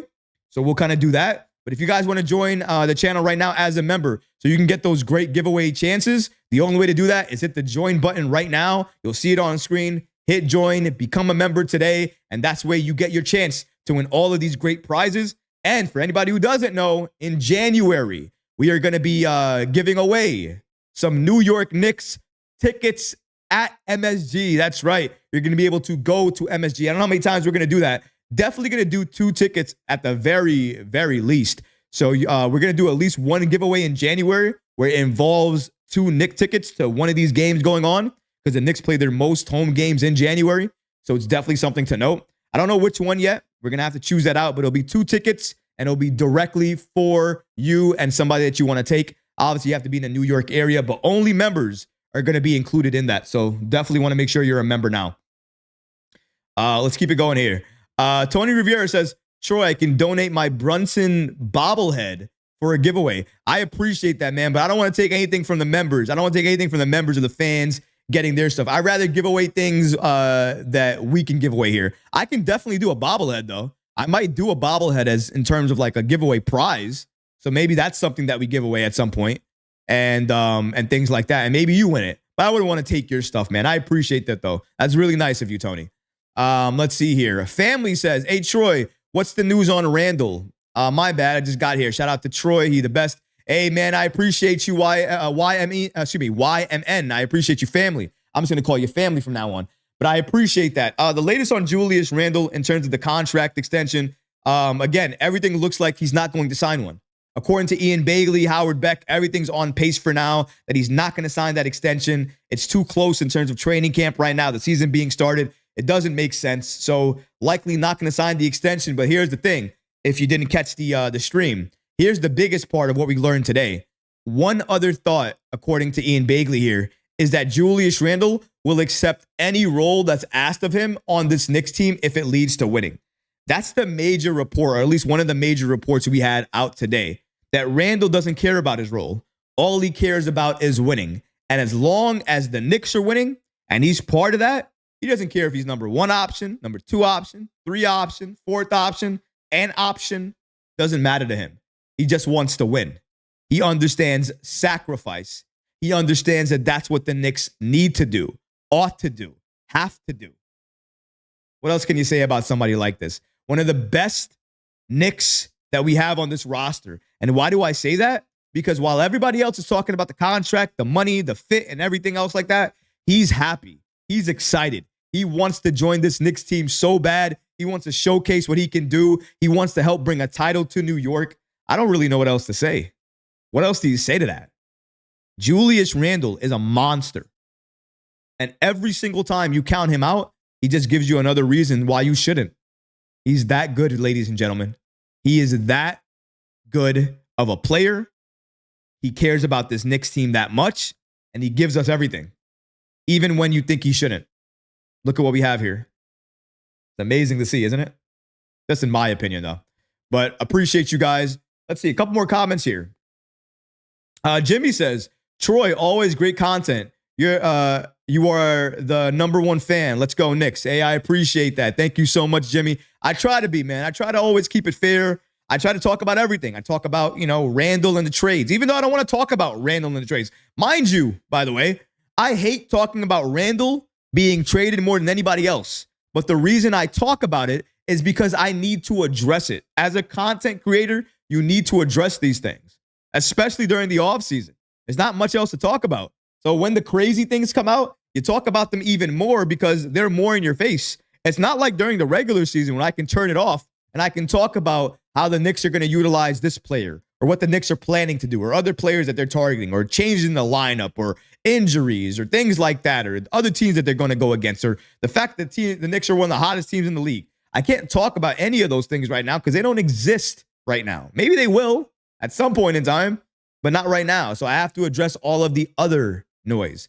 Drop a comment below if you guys want me to talk about Isaiah Stewart and potentially the Knicks going after him. I don't know if you guys noticed, but there was a report that came out with the Julius Randle situation. And one of the reports from Bleacher Report, Eric Pincus, had mentioned that the Knicks potentially could go after Isaiah Stewart. But if they did that, it would cost them Julius Randle. Now, I didn't cover that yet. I haven't because I thought it was just craziness. Because Isaiah Stewart for Randle sounds like I should be checked into a mental institution, right? It just doesn't sound correct. If you guys want me to cover that before we end the show today, make sure you leave a comment below. Leave that comment below. If I see a lot of people say, Troy, cover the Isaiah Stewart story, I'll make sure I'll go to it right now. I'll cover it right now, and I'll go back to the chat. I'll wait for some of your comments as I drink this water. I know there's a little bit of a delay, but I appreciate that. Susan, one of my favorites. Hi, Susan. Hi, Darlene. Salute to you. Susan, thank you so much. I really appreciate you. Susan is in the comments on all of my videos. Every single one. True supporter, always there. Darlene, same thing. Love it, man. Thank you so much. Really appreciate that. Okay. Appreciate that so much. Thank you. And Paul says 39 days till opening night and 23 days till the Knicks' first game, preseason game against the Charlotte Hornets. So a lot of things going on, a lot of things to be happy about. Shout out to you. Let's see here. Tito says, objective. Appreciate you, my guy. That's my guy, Tito Positive Vibes. I appreciate him. Let's see what else we got here in terms of the comments going on. Bodega Wi-Fi says, interview Marbury. Brotherhood, if I could get Marbury on this stage, it'd be a dream come true. Marbury was somebody that I used to watch and I loved the story of Marbury coming to the Knicks. I remember how that felt. I remember how the Knicks felt. I remember how the fan base felt. Obviously, it didn't go the way we wanted it to go, but yeah, Marbury, there's a reason he's Starbury, right? So definitely, shout out to you. Positive vibes. Tony says, cover the story ASAP. I agree with everything you are saying about Julius Randle, according to Darlene. I appreciate that. Thank you so much. I really do appreciate that. Since a subscriber, my guy Tony says he wants me to cover that that story about Isaiah Stewart. I guess I'll do it really quickly. I don't mind covering it, just because, again, I feel like it's a story some people want to hear about. So Julius Randle and his movement on the trade circuit right now, that's been the talk of the town right now. Julius Randle, his fit with the Knicks. How is he going to fit next season? Does he really truly have a fit on this Knicks team? And after they talk about that, we've heard a number of NBA insiders, especially from the ESPN side, put Julius Randle in a number of these trade scenarios. We're talking about ESPN. We're talking about Bleacher Report. We're talking about all these outlets. But going back to Bleacher Report, an insider for Bleacher Report, Eric Pincus, recently stated, basically linked the Knicks to Isaiah Stewart, a center that they have over there that clearly he would fit New York, fit what we're trying to do, and he could definitely be somebody that we could use. But if the Knicks were going to do that, according to Pincus, we would have to give up Julius Randle in that deal. And if that's what it would take, there is no way I'm even picking up the phone to have a conversation to get Stewart on this team. Before I give my full reaction, let's go ahead and break down these following reports today from Eric Pincus. Shout out to Eric Pincus of Bleacher Report. He explored one dream trade target for every NBA team, and he listed Isaiah Stewart for the Knicks. However, Pincus wrote that Julius Randle could be part of a potential trade, which would bring questions for the Knicks in terms of if they would do it or not. The Knicks accomplished much this summer by adding Mikal Bridges via trade with the Brooklyn Nets. OG Anunoby re-signed and Jalen Brunson extended. However, the team lost Isaiah Hartenstein and has a hole at the center position with Mitchell Robinson struggling to stay healthy and Precious Achiuwa a bit undersized, 6'8". We continue here by Pincus stating, the team obviously talked with Utah about Kessler, but they didn't find common ground there. He's a viable option for New York, but Isaiah Stewart of Detroit, he could be a natural fit. He's about the same height as Achiuwa, but has a bigger body. Stewart has a team-friendly multi-year contract, has improved his outside shot, and could be part of the return for the Knicks if they send him, and could be part of the return if the Knicks send out Randle. So according to Pincus, if the Knicks wanted to get Stewart, they would likely have to send Randle out in that deal to get Stewart on this team. And if that's what you have to do, if that's the trade you have to make to get a player like Stewart on this team, then I can only imagine what Detroit could want for a player like Jalen Duran, because the only player that's a center that I want out of Detroit is that young man called Jalen Duran. Young, defensive-minded, and can still develop into a crazier monster than he is right now. So that's the trade I would make. But even in that situation, I'm not giving up Randle. Let me make it clear. I am not trading Julius Randle for anybody on Detroit. That includes Cade Cunningham. I'm sorry, I am not doing that because I'm not going to open up the Knicks to have a situation or an issue. I mentioned it before and I'll say it again. The Knicks are not going to make a trade to spite themselves, to make them worse. If they're going to make a trade, it's because the trade is going to make them a better team. The Knicks making a trade for Isaiah Stewart with Julius Randle being the main focal point of that trade not only destroys our championship aspirations, but it makes us a worse team. Eric Pincus, listen, I appreciate you. I've covered some of your reports in the past, and I might continue to do so. I got to ask a favor. Can we please stop all of these crazy, insane trades that have Randle going to places like Detroit for players like Isaiah Stewart? Have we forgotten the 3-time All-Star two-time All-NBA player that Julius Randle is, he was on pace probably to make three-time All-NBA before he got hurt last year. And we're talking about trades that include Isaiah Stewart, whose most notable give back to the game is his fight with LeBron James when he was bloodied up and was running to try to fight somebody. Like I said, can he thrive in New York? Yes. Could he do well in New York? Yes. Does that mean that he would be the ideal target that you would trade Randle for? No. That person doesn't exist. And until they do, the trade Julius Randle conversation has to stop. Because we have to stop saying trade him when there is no viable option available to trade him for. Isaiah Stewart, not one of them. Great center, great fit. Would love him on New York, but would love him on New York without the Knicks having to sacrifice a thing. I don't want to have to give up anything if I'm getting Isaiah Stewart on this team. And again, Duran, he's the one I want on this squad more than any other center they have over there. Jalen Duran, let me get him any day of the week. But just sometimes, guys, the Julius Randle trades, the disrespect, the level of it that comes to the report sometimes, it gets to a point where I can't ignore it anymore. Sometimes you guys ask me, well, Troy, you keep feeding into it because you keep making videos about it. You think that if I didn't make videos about it, these articles wouldn't exist? Like poof, they would go away? That poof, nobody else would talk about them? That wouldn't happen. The reason I do what I do is because at least when I do it and I talk about it, you hear my real, authentic take.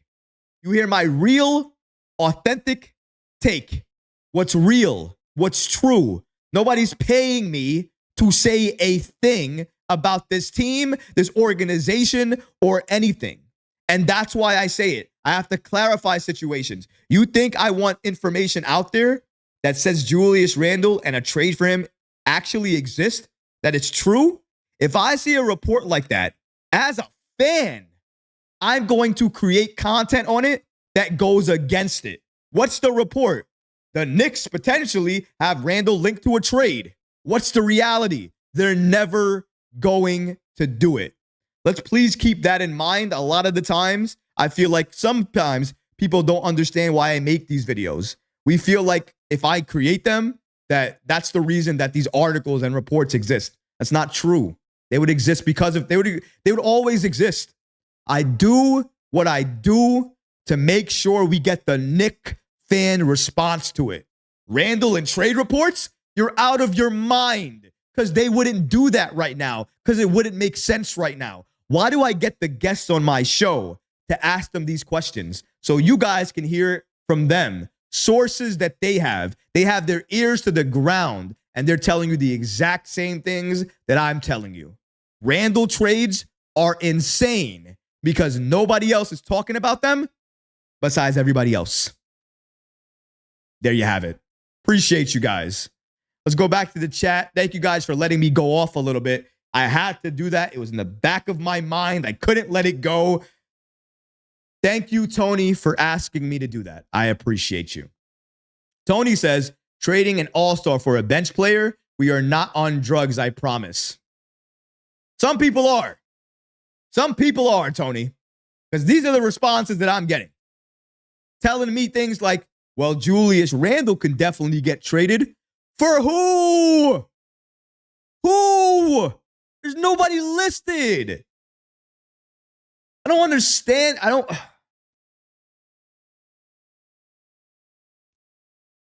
understand it sometimes. I don't know. I don't know how to say it. What do you want me to say? I don't know how to respond to all the. That's why some of the reports I let go. Did you see me respond to all of the other reports? There are a number of reports right now about the Julius Randle Dallas trade. You guys hear that? The Bobby Marks hypothetical trade when he was on the Zach Lowe podcast. He talked about Julius Randle potentially going to Dallas in a hypothetical trade. Now, you might be wondering why I didn't do a video about that, because I held my tongue. Because Bobby Marks said it was hypothetical. He quickly said it was never going to happen. So there was no reason for me to do a video. I'm very careful, guys, if you don't notice. I don't do a video about everything. I'm very, very careful. But I'm only human. Don't push me. Don't say things that are false. The Patrick Beverley video only exists today because his entire statement was false. Julius Randle's jersey's not in MSG. False. Julius Randle. You got to think, what is his role going to be on the Knicks? Nobody's thinking that. No one. Not one person. You got to think about, they added a lot of people that play Julius Randle's position. Who? OG doesn't play power forward. Mikal doesn't play power forward. Preston Achua, $6 million Preston Achua who we're going to trade. That's who you're worried about? The statements don't make sense. And when they don't make sense, ladies and gentlemen, my blood pressure gets up a little bit. When my blood pressure gets up a little bit, I get very, very angry, intense, hype, and I need to respond. And guess what? This is my outlet. You guys are my outlet. You guys are part of the reason that I can stay a little bit sane every single day, because I get to talk about the craziness with you. So I hope, clip it if you need to. Tell everybody who doesn't know. Why does Troy cover all these things? It's because I like to cover everything and because I got to give my response on some things. Not everything, but some things. Appreciate you. Tony says, Susan, Troy is logical. I appreciate that. Susan says, Julius Randle, I got your back. Tony, hell yeah. I love the conversation right now. Tony says, imagine trading Randle for AD, and that starts more in the hospital than his team. It's ridiculous. I don't understand it. Mel Bester says, Knicks should trade for Valanciunas. Excuse me. Anyways, at the deadline to match his 10, he has 11 million, but I get what you're saying. Match 10 million salary with Achua 6 million and 5 million player MLE. Then they can give the Wizards their protected first round pick back. I don't know if you were watching the show or you're a fan of the show, but that's essentially what I've been saying for, I don't know, about a month now. That's exactly what they can do.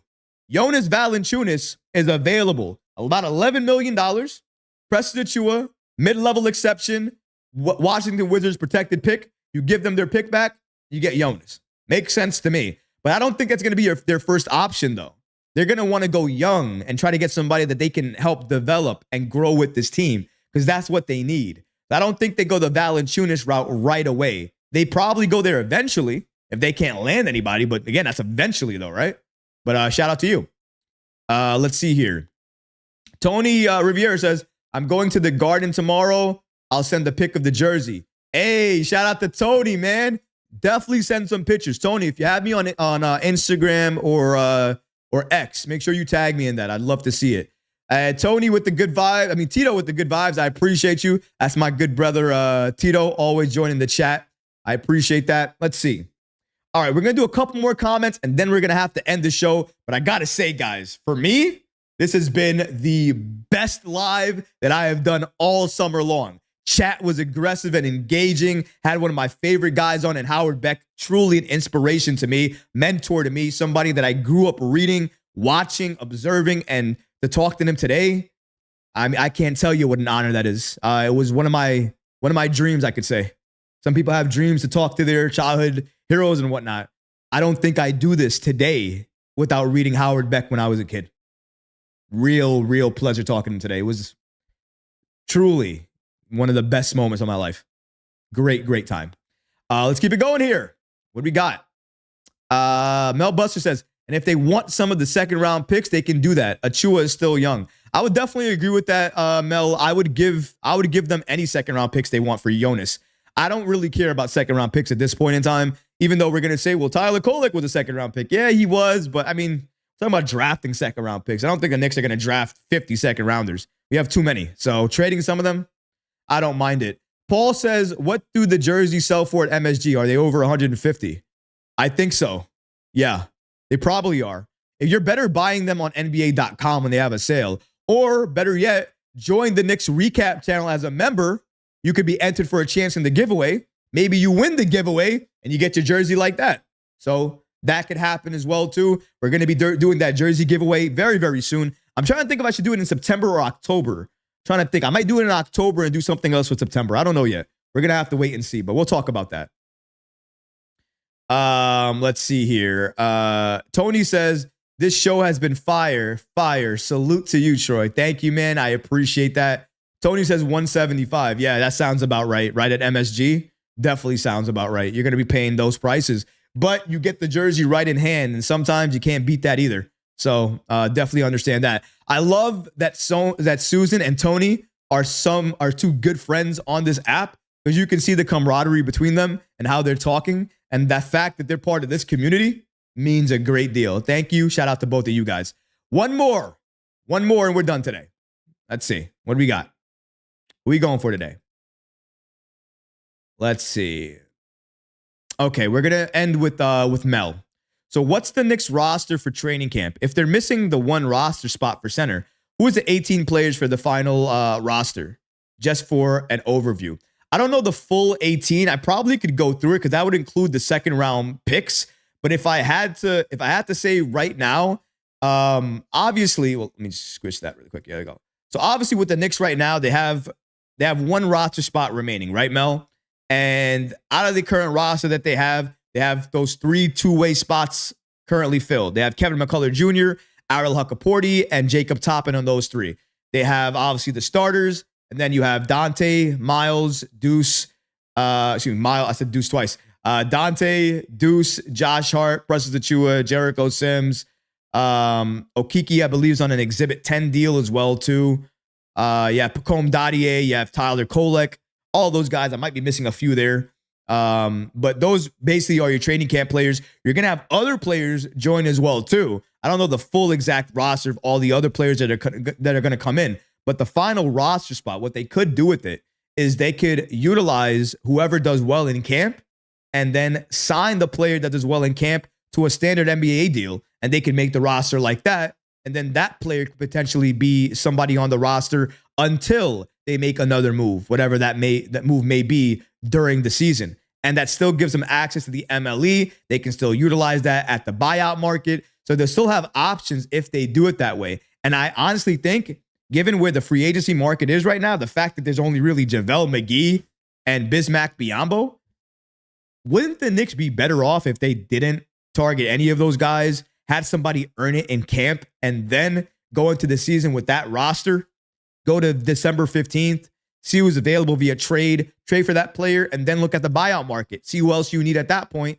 and then target a player then? That sounds like the more logical approach, and honestly, the more Leon Rose approach. So I think that's what's going to happen. But again, there are a number of factors that could change and shift what occurs at the deadline, what occurs in terms of the free agents the Knicks go after. But I think the Knicks are going to do twofold. They're going to be active on the buyout market and also active during the trade deadline for a potential trade for a center that they can get on this team. And the players that are going to be included is Precious Achua, and maybe potentially, depending on the player that's going to be available, you could see Sims. You could see Keita Bates Diop. He's on the roster as well too still. You could see him available. Couple of ways the Knicks can go about this. But I'm excited to see what Leon Rose and this Knicks front office has to do. But that's going to do it for this episode, guys. I really hope you guys enjoyed it. And if you did, please go ahead and smash that like button, leave a comment below. And of course, guys, please subscribe to the channel. Until next time, Knicks fans. Peace. Thank you guys for joining the stream. I really appreciate it. You guys have been wonderful, amazing, great. I can only wonder who's the next special guest going to be on the Knicks Recap. Only time will tell. Make sure you're subscribed. Thank you to all my members. And I'm out of here, guys. Enjoy your weekend. Peace.